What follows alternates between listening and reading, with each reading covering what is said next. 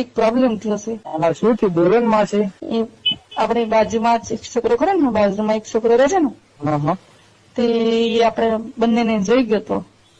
ક્યારે? એટલે આપણે ચંદ્રેશ ના પપ્પા ને એમ નતા ગયા, મુંબઈ ગયા છે તે આપણે તું મારા ઘર નતા, તો એને આપડા ફોટા પાડી લીધા છે હંતાઈને. એમ છે? હા. તેમ અત્યારે મારા ઘરે આવેલો કે બેઠો મારી સામે, પછી મને ખરાબ નજરે જોયા કરતો હતો. પછી મેં કીધું બોલ શું છે તારે? તો આમે છે ને એ છોકરો સારો નથી. એને મને એવું કીધું કે શું કહો છો આંટી કે તમે? મેં કીધું કઈ નહીં. તો એ મને ડાયરેક્ટ પાછો શું કે ખબર છે, એ મને ડાયરેક્ટ એવું કહેતો હતો કે આંટી મને તમારી સાથે કરવા દો ને. મેં કીધું પેલા કીધું તને તારા ઘરના તમે તારી મમ્મી ને કહી દેશો આવું બધું બોલીશો. પછી એને મને એના ફોનના ફોટા બતાવ્યા કે તમે મારા સાથે નહીં કરવા દો ને તો તમને આ બધા ફોટા અંકલ ને બતાવી દઈશ. એમાં હું દેખાતો હતો? હા, તો એ દેખાતો હતો. અને એ મને એવું કહી દીધું કે આ પ્રકાશ તમારો ખાસ ફ્રેન્ડ છે, એની મમ્મી મને ઓળખે છે અને હું એની મમ્મી ને કહી દઈશ કે પ્રકાશ આવું કરે છે તમારી સાથે. હું તો હવે કઈ જાણું નહીં હો, એને ના પાડતો તો કઈ બતાવે નહીં. હવે મારે કઈ કશું લેવા દેવા નહીં. હવે તમારે જે કરવું એ કરો. પણ મને એ છે ને બ્લેકમેલ કરે છે અને મને મારે કઈ લેવા દેવા નહીં. હવે તમે જાણો, હું કઈ ના કરું. હું તો છૂટો રહી ગયો, મારે કશું નહીં. હવે તમારી બધે હાથ બોલો, મારે કશું નહીં. મારી વાત તો સાંભળતું. બોલો બોલો. એ મને બ્લેકમેલ કરે છે કે ને તમે મને દરરોજ કરવા દો, એવું બ્લેકમેલ કરે. તમારે કરાવી લેવાનું, તમારે મજા લેવાની. મારી જોડે લેતો હતો ને એની જોડે લો. મારા ઘરે ખબર પડે ને તો મારી બૂચ વાગી જાય. મારે કઈ કરવું નહીં હવે. અને તમારે હવે ફોને નહીં કરવાનો મને. હો, આપડે વચ્ચે હવે કઈ હેત નહીં, એવું સમજો ને તમે. પણ આપણે બંને સંબંધ બહુ સારો હતો ને. સંબંધ સારો હતો પણ હવે બધી ખબર પડી ગઈ ને, મારે કઈ મજા નહીં આવે પછી હવે. કેમ પણ એવું કેમ બોલે છે? તો હવે મારે ઘરે ખબર પડે તો મારી તો બૂચ માર લેલા બધા.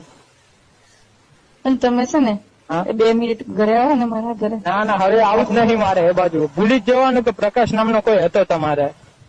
ભૂલી જાઓ મને હવે. તમે કોઈ ફોન ના કરતા હવે.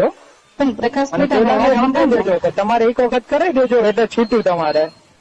પણ એ મને એવું કે છે પ્રકાશ બેટા અમારા સાંભળતું, એ મને એવું કે છે ને તમારે મને દરરોજ કરવું પડશે એવું કે છે. પણ મારે નહીં હારું. મારે થાકી જાય. દરદ એને મજા નહીં આવે. કેટલું નીકળશે એની અંદર થી, એ થાકી જાય. પણ એ તારો ભાઈબંધ છે ને? મારો ભાઈબંધ રહે પણ એ સારો રહે, એ હરામી એક નંબર નો. એક વખત તો તમારે આપવું જ પડશે કરવા એને.